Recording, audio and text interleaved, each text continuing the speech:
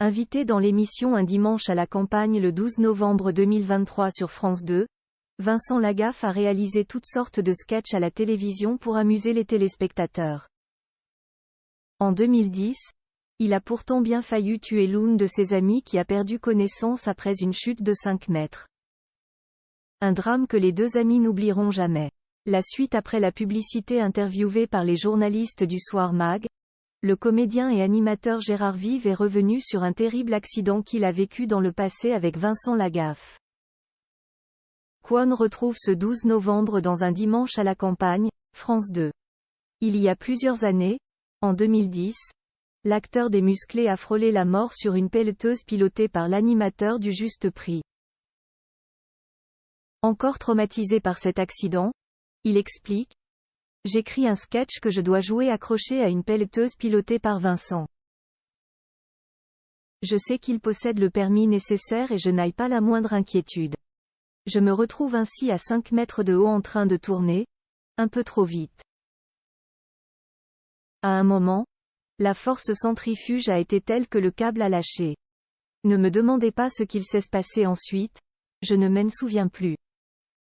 Un trou noir. J'ai passé 4 mois entre l'hôpital et la convalescence.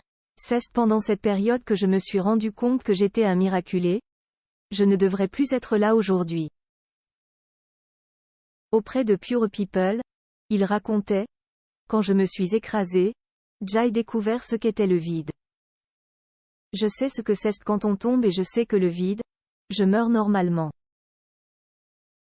Mais j'ai eu la chance de m'en sortir plutôt vachement bien. Forcément quand je suis dans le vide, cet événement me revient.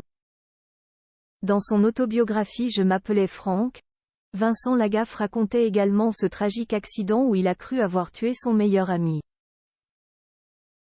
J'arrive avec la pelle sur le plateau, je déplie le bras, j'y attrape le harnais avec le godet de la pelle et je le ramène sur le plateau. Je déplie le bras au maximum, je le soulève de 2 mètres, et je mets une petite secousse pour le ballotter un peu. Mais quand le bras est déplié, le mouvement est décuplé et le câble serré par les mâchoires des godets se met à glisser.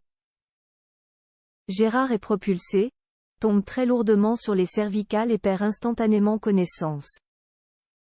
Du sang commence à s'échapper de sa tête et là, je comprends que c'est grave. C'est difficile à vivre, le fait d'abîmer son pote, son copain de jeu. Je m'en suis voulu très longtemps, avait-il confié. La suite après la publicité.